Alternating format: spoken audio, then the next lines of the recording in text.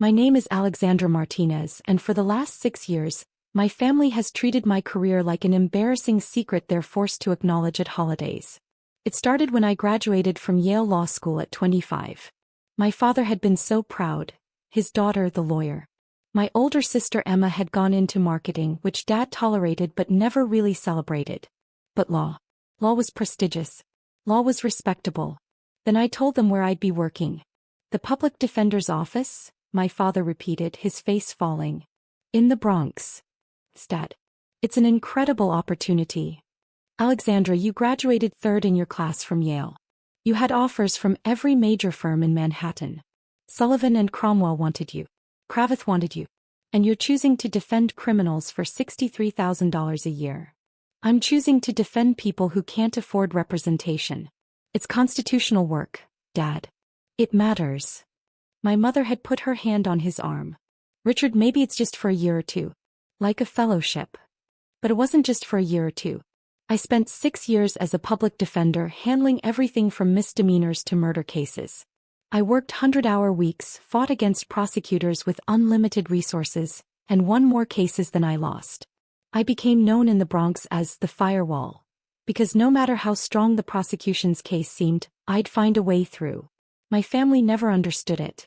Every holiday gathering was the same.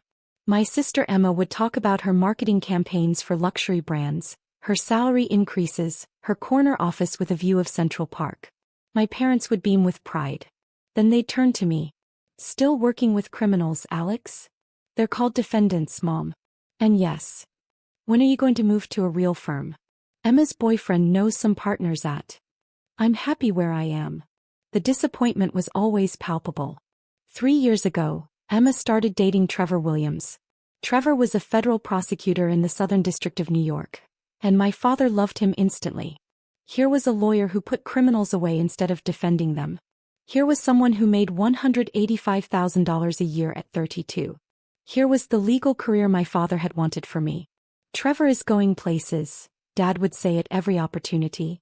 The U.S. Attorney's Office is grooming him for bigger things. Maybe even a judgeship someday. He wasn't wrong. Last year, at 35, Trevor had been nominated to the Federal District Court for the Southern District of New York. At 35. It was almost unheard of. Most federal judges weren't appointed until their late 40s or 50s. My father had thrown a celebration dinner the night Trevor's nomination was announced. Champagne, speeches, toasts about how Trevor represented the best of the legal profession. I'd sat quietly at the end of the table, listening to my father praise the man who'd been on the opposite side of 3 of my cases. Trevor had won 2 of them. I'd won one. A complete dismissal that had made the New York Times because of the prosecutorial misconduct I'd exposed. Trevor and I never spoke about our courtroom encounters at family dinners. It was an unspoken rule. My family wanted to believe we were both lawyers just doing different things. They didn't want to acknowledge that we were adversaries. But we were. What my family didn't know, what I'd carefully kept from them, was that 6 months ago, everything had changed. 6 months ago, I'd received a call from Senator Patricia Chen's office. Ms. Martinez, the senator would like to meet with you regarding a judicial vacancy. I'd assumed it was about recommending someone else. I'd worked with dozens of talented attorneys who deserved recognition. But when I arrived at the senator's Manhattan office, she got straight to the point. Alexandra, how would you feel about a federal judgeship? I'd stared at her. I'm sorry, what? Judge Morrison is retiring from the Second Circuit Court of Appeals. It's one of the most important courts in the country, just below the Supreme Court. I'm looking for someone brilliant, principled, and unafraid of powerful interests. Your name keeps coming up. Senator, I'm 31 years old. I'm a public defender. Federal appellate judges are usually older white men from corporate firms, yes. Which is exactly why we need to change that pattern. You've argued and won 15 appellate cases. You've exposed corruption in 3 prosecutors' offices. You've written articles on constitutional law that have been cited in Supreme Court opinions. And you're fearless. She'd slid a folder across her desk. This is a letter of support from the Chief Judge of the Second Circuit. This is a letter from the Dean of Yale Law. This is a letter from the New York Civil Liberties Union. This is a letter from 20 public defenders across 3 states. Everyone I've spoken to says the same thing. You're the best legal mind of your generation. I'd opened the folder with shaking hands. The letters were glowing. The dean of Yale had written, "In 30 years of teaching, I have never encountered a legal mind as sharp or a moral compass as true as Alexander Martinez's. I don't know what to say. Say you'll accept the nomination." The process had moved incredibly fast. The senator had connections. The timing was right. The president needed a win on judicial appointments and my record was unimpeachable. I was young, yes, but my work spoke for itself. The FBI background check was thorough. The American Bar Association rated me well qualified, their highest rating. The Senate Judiciary Committee hearing was scheduled for 3 months out. I told no one. Not my family, not my colleagues at the public defender's office, not my closest friends. Judicial nominations could fall apart for countless reasons. A past client causing controversy, a political shift, an opposition campaign. I didn't want to celebrate prematurely. Then 2 weeks ago I'd been confirmed by the Senate. 67 to 33. A strong bipartisan vote. Yesterday I'd been sworn in as the youngest judge ever appointed to the Second Circuit Court of Appeals. At 31 years old. The ceremony had been private, attended only by the Chief Justice, Senator Chin, and a few clerks. The press release would go out Monday morning. Until then, I was under strict orders to keep it confidential. The Chief Justice wanted to coordinate media strategy around several judicial appointments being announced simultaneously. My chambers were ready. My nameplate had been installed. Honorable Alexander Martinez, Circuit Judge. And Monday morning, I had my first case assignment meeting with the Chief Justice and the other judges on the Second Circuit. The same Monday morning as my father's retirement party. The text from my father came on Wednesday, 5 days before both events. Retirement party Saturday, 6 p.m. at the plaza. Black tie. Everyone important will be there. I read it twice. My father was retiring after 35 years as a senior executive at a major pharmaceutical company. This was a big deal for him. Of course I'd be there. I replied, "I'll be there. Congratulations, Dad." An hour later, another text. "Actually, I need to talk to you about the party." He called immediately after. "Alex, I need to ask you for a favor." "Of course, Dad." "What is it?" "The party is going to be high profile. Board members, executives, investors. Trevor's parents are coming, his father is on the board, you know. And Trevor just got his official commission as a federal judge last week. He'll be sworn in Monday morning." "That's great," I said, meaning it. Whatever our professional relationship, Trevor had worked hard for the appointment. "Yes, well, the thing is, Emma is going to be there with Trevor and she's going to announce their engagement. We're planning this whole moment. Trevor's judicial appointment, their engagement, my retirement. It's a celebration of success." I waited, sensing something coming. "Alex, I think it might be better if you don't come." The words hung in the air. "You're uninviting me from your retirement party?" "Not uninviting. Just suggesting it might be more comfortable for everyone if you sat this one out. Trevor's going to be surrounded by legal professionals, judges, senior prosecutors. And you're still with the public defender's office. It creates an awkward contrast." "An awkward contrast," I repeated slowly. "You defend the people Trevor prosecuted, Alex. You've been on opposite sides in court. It's going to raise questions, create uncomfortable conversations. Emma specifically asked me to make sure the focus stays on her and Trevor." "Emma asked you to uninvite me?" "She said having you there would complicate her night. People know you two are sisters. They'll ask about you." "And what's she supposed to say?" "My sister defends criminals for poverty wages while my fiancé puts them away and just became a federal judge. It's not a good look for her." I took a breath, forcing myself to stay calm. "Dad, I've never missed a major family event. This is your retirement after 35 years. I know and I appreciate that. But Alex, you have to understand, this is Emma's night too. She's 33, she's finally settling down with an accomplished man, and she deserves to shine. You can come to something smaller. We'll do a family dinner next month, just us." "A family dinner," I said quietly. "Yes. Look, I know this sounds harsh, but you made your choices. You chose a career that doesn't reflect well on the family. Trevor is a federal judge. You defend people who belong in prison. Can you see how that creates problems?" I almost laughed. Almost told him everything right then. But something stopped me. Maybe it was pride. Maybe it was pettiness. Maybe it was the desire to see his face when he realized what he'd done. "Okay, Dad," I said quietly. "I won't come to the party. Thank you for understanding. This is for the best." "And Dad? Trevor's swearing-in ceremony is Monday morning, right?" "Yes, 9 a.m. at the Daniel Patrick Moynihan Courthouse. Emma and I are going. It's going to be a proud day."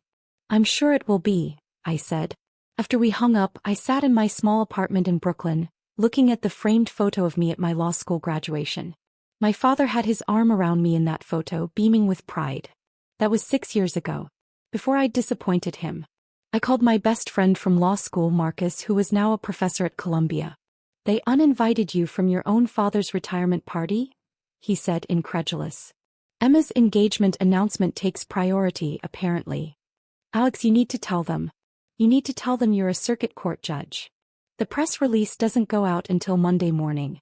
I'm under orders to keep it quiet until then. So tell them Sunday. After the party." "No," I said slowly, an idea forming. "I have a better plan."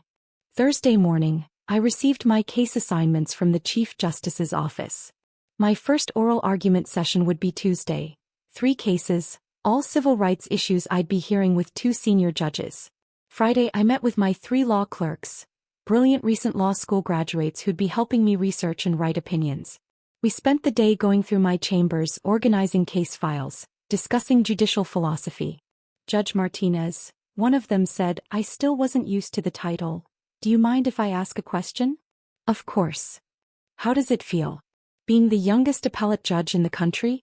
And coming from a public defender background?" I smiled. "It feels like I have a lot to prove.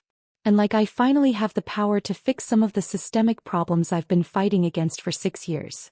Saturday morning, the morning of my father's retirement party, I went for a long run in Prospect Park. I thought about my dad, about Emma, about Trevor, about the last 6 years of being treated like a disappointment. I thought about showing up to the party anyway, making a scene, announcing my appointment in front of everyone. But that wasn't who I was. I didn't need their validation. I didn't need their party. I spent the afternoon reading case files for Tuesday's oral arguments. At 6 p.m. when the party was starting, I ordered Thai food and continued working. My phone buzzed. A text from Emma. "Dad said you're not coming. Probably for the best. Trevor's parents keep asking about you and it's awkward explaining what you do. Enjoy your evening." I didn't respond. At 8 p.m. my phone buzzed again. A photo in the family group chat. Emma and Trevor, her showing off a massive engagement ring, my father beaming beside them. The caption, "So much to celebrate. Trevor's federal judgeship and our engagement. Best night ever." Dozens of comments flooded in from relatives. "Congratulations. What an accomplished couple. A federal judge in the family. How wonderful." My Aunt Nancy commented, "Too bad Alex couldn't be here, but I understand she's busy with her work." I turned off my phone and went to bed early. I had a big day Monday. Monday morning I woke at 5 a.m. I put on my most expensive suit, a black Armani I'd bought specifically for the swearing-in ceremony that my family didn't know about. I had my hair done professionally. I looked like exactly what I was, a federal appellate judge. At 8 a.m., I arrived at the Thurgood Marshall United States Courthouse at 40 Foley Square. Not the Daniel Patrick Moynihan Courthouse where Trevor would be sworn in.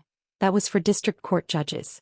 The Thurgood Marshall Courthouse housed the Second Circuit Court of Appeals, one level up in prestige and power. My chambers were on the 15th floor with views of downtown Manhattan. My nameplate gleamed on the door. Honorable Alexander Martinez, United States Circuit Judge. At 8:30, I met with the Chief Justice and the other Second Circuit judges for our case assignment meeting. We discussed the week's oral arguments, debated some procedural issues and reviewed pending motions. At 9:15 my assistant knocked on my door. "Judge Martinez, Judge Williams just arrived for his orientation meeting. Chief Justice Roberts is walking him over." "Trevor." "Here. For his orientation on how appellate courts worked, since district court judges needed to understand the appeals process." "Thank you, Jennifer. Please show them to the conference room. I'll be right there." I took a breath, straightened my robes. Yes, I was wearing my judicial robes for the first time, and walked down the hallway. Through the glass walls of the conference room, I could see Trevor in his new suit, looking proud and confident. The Chief Justice was speaking to him, gesturing around the courthouse. I opened the door. "Good morning, Chief Justice." "Good morning, Judge Williams." Trevor turned around. His face went completely white. "Alex," he said, his voice barely a whisper. "Judge Martinez," the Chief Justice corrected gently. "Though I understand you two know each other." "Trevor, Judge Martinez was confirmed to the Second Circuit 2 weeks ago. She'll be one of the appellate judges reviewing cases from your district court." Trevor stared at me, at my robes, at the nameplate I'd brought with me to the conference room. You're a circuit court judge?" he managed. "As of last week," I said calmly. "Please sit down. The Chief Justice and I are here to walk you through how the appellate process works." Trevor sat down mechanically, still staring. The Chief Justice began explaining the relationship between district courts and appellate courts, how cases moved up the chain, what district court judges needed to include in their rulings to make them easier to review on appeal. Trevor wasn't listening. He kept looking at me, then at the Chief Justice, then back at me. "I'm sorry," Trevor finally interrupted. "I need to understand. Alex, Judge Martinez, is on the Second Circuit? The Court of Appeals?" "That's correct," the Chief Justice said. "But she's 31 years old." "31 and brilliant," the Chief Justice said firmly. "Her confirmation was one of the smoothest I've seen in years. The American Bar Association gave her their highest rating. Her Senate confirmation was 67-33, which in this political climate is practically unanimous. But she was a public defender. And one of the finest lawyers I've encountered in my career," the Chief Justice said, his tone cooling slightly. "Judge Martinez has argued 15 appellate cases and won 13 of them. She's exposed prosecutorial misconduct in 3 separate offices. She's written extensively on constitutional law. Her legal mind is exceptional." Trevor looked like he might be sick. "The press release went out an hour ago," I said quietly. "It's probably hitting the news now." Trevor pulled out his phone with shaking hands.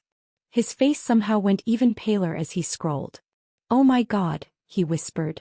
"Oh my God, Emma. Your father." "What about them?" the Chief Justice asked, confused. "They're my fiancé and her father," Trevor said faintly. They don't know." "Don't know what?" "That Alex, that Judge Martinez, is on the Second Circuit." The Chief Justice looked at me, then at Trevor, understanding dawning. "I see," he said carefully. "Well, they'll know now. It's front page of the New York Times legal section. At 31, Alexandra Martinez becomes youngest Second Circuit judge in history, breaking barriers as former public defender." Trevor was scrolling frantically through his phone. "My phone is exploding," he said. "Every lawyer I know is texting me. Emma is calling. Your father is calling." He looked at me. "Why didn't you tell them?" "They didn't ask," I said simply. "And I was under orders to keep the appointment confidential until the press release went out. But at the party, Emma announced our engagement. I was celebrating my appointment. If we'd known you were..." He stopped, realizing what he was saying. "If you'd known I was a circuit court judge, you wouldn't have excluded me?" I finished for him. "That's interesting, Trevor. Because my career didn't change. My accomplishments didn't change. The only thing that changed was your perception of their value." My phone buzzed on the table. Then again. And again. The Chief Justice glanced at it. "You should probably turn that off. You're going to be receiving a lot of attention today." I silenced my phone, but not before seeing the notifications. Emma, 37 missed calls. Dad, 28 missed calls. Mom, 19 missed calls. The family group chat, 156 unread messages. Trevor stood up abruptly. I need to call Emma." "Excuse me." He practically ran from the conference room. The Chief Justice looked at me with something like sympathy. "Family complications?" he asked. "You could say that. For what it's worth, Judge Martinez, you earned this position entirely on your merit. Whatever your family dynamics, that doesn't change." "Thank you, Chief Justice. Now, shall we discuss your first oral arguments? You have 3 cases Tuesday and they're all significant." We spent the next hour going through the cases. By the time we finished, my phone showed 94 missed calls and over 200 text messages. At 11 a.m., Jennifer knocked again. Judge Martinez, there are reporters in the lobby. They want an interview about your appointment. And there's a woman claiming to be your sister demanding to see you. Tell the reporters I'll issue a statement this afternoon. And tell my sister that I'm in a judicial proceeding and cannot be disturbed. Yes, ma'am. At noon, I finally checked my messages. Emma's text had progressed from confused to angry to panicked. Alex, call me now. Why didn't you tell us? Trevor is humiliated. Everyone at his swearing-in ceremony was talking about you instead of him. Dad is in shock. How could you do this to us? You deliberately let us exclude you from the party knowing you were a circuit court judge? This is so typical of you. Making everything about yourself. My father's messages were similar. Alexandro, we need to talk immediately. I just read the New York Times. Is this real? Do you have any idea how humiliating this is? Everyone at the party was there Saturday. Now they're all calling asking why we didn't mention your appointment. People think we didn't know our own daughter was appointed to the Second Circuit. We look like fools. My mother's messages were the most emotional. Alex, please call. Your father is devastated. Emma's crying. This is a disaster. Why didn't you tell us? We could have celebrated together. Please, sweetheart, we need to fix this. The family group chat was pure chaos. Aunt Nancy, did everyone know about Alex except us? Uncle Frank, a circuit court judge. That's higher than Trevor's position. Cousin Maria, wait, I'm confused. I thought Alex was just a public defender. Emma, she was. She deliberately hid this from us. Uncle Frank, actually, this is incredible. A Second Circuit judge at 31? That's historic. Emma, that's not the point. Uncle Frank, I think that's exactly the point. I turned off my phone and went to lunch with two of my new colleagues, senior judges who'd been on the Second Circuit for over a decade.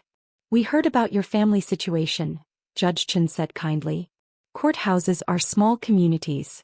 Word travels. It's complicated, I said. It always is, Judge Robertson added. For what it's worth, I've read your work. Your appellate briefs from your public defender days are taught at Harvard Law now. You deserve to be here. Thank you. And between us? Judge Chen leaned in.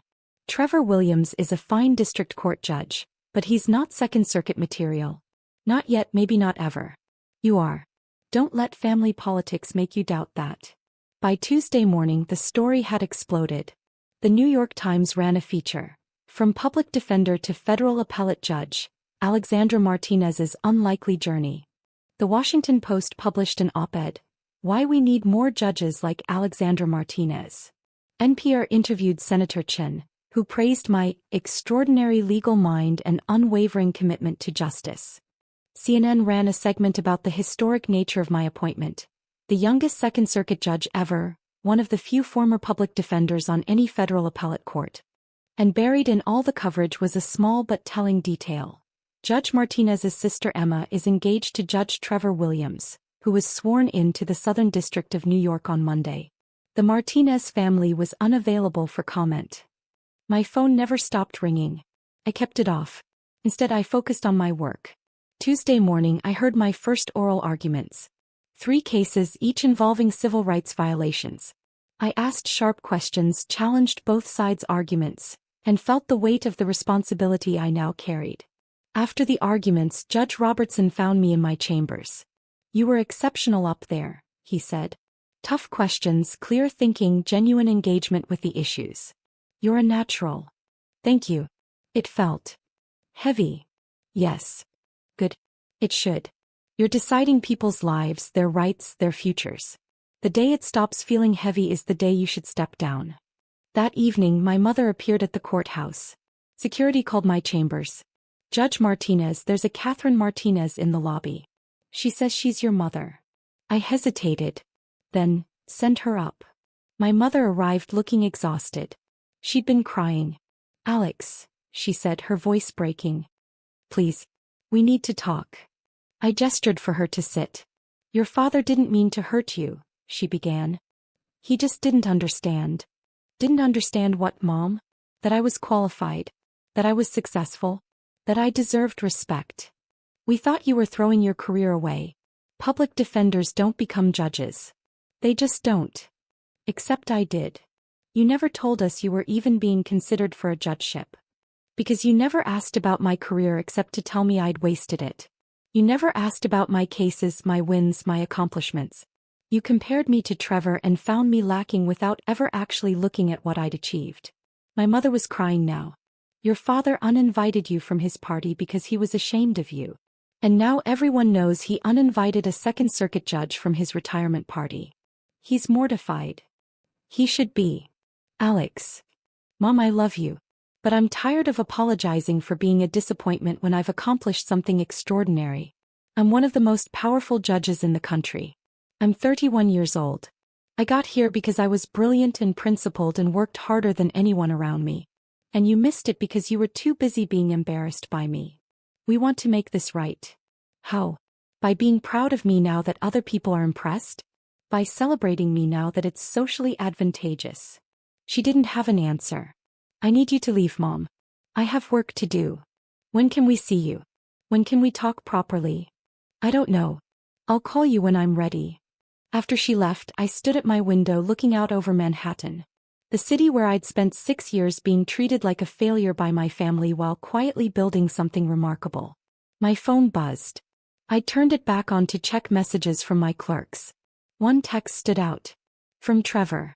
Alex, I need to talk to you. Not about family stuff. About a case. I called him back. What case? I have a criminal matter coming before me next week. The defendant is claiming prosecutorial misconduct. Her attorney is citing 3 cases where you exposed similar problems when you were a public defender. I've read the motion. It's compelling. And I think she's right. I think the prosecution cut corners. But if I rule in her favor, the U.S. Attorney's Office is going to appeal. To the Second Circuit. To you, potentially. So you want to know how I'd rule? No. I want to know. I want to know if I can be the kind of judge who makes the right call even when it's politically uncomfortable. The way you did for 6 years. I was quiet for a moment. Trevor, you don't need my permission to be a good judge. You just need to read the law, look at the facts, and rule accordingly. That's the job. Your family is furious with you. I know. Emma says you embarrassed her on purpose. That you could have told us about your appointment but chose not to. Do you think that's true? He paused. I think you made your own path while we were all too busy judging you to notice.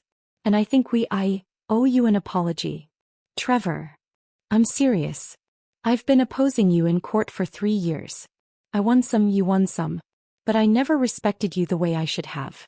I saw public defender and I assumed, I don't know what I assumed, that you were less serious, less talented. It was stupid and wrong. Thank you for saying that. For what it's worth, everyone at the courthouse is talking about you. The clerks are thrilled there's a former public defender on the circuit. The other judges are impressed by your work. You've already changed the culture here and you've been on the bench for less than a week. After we hung up, I felt something shift. Not forgiveness, not yet. But maybe the beginning of understanding. 3 months later, I was in my chambers preparing for oral arguments when Jennifer knocked. Judge Martinez, your father is in the lobby. He doesn't have an appointment, but he says it's important. I thought about turning him away. Then, give me 5 minutes, then send him up. My father appeared looking older than I remembered. He carried a folder. Alexandra. Thank you for seeing me. You have 15 minutes. I have oral arguments at 2. He sat down across from my desk, looking around at my chambers. The law books, the framed opinions I'd already written, the photo of my swearing-in ceremony. I came to apologize, he said quietly. Not a quick apology. A real one. I waited. I spent 35 years in business, he began.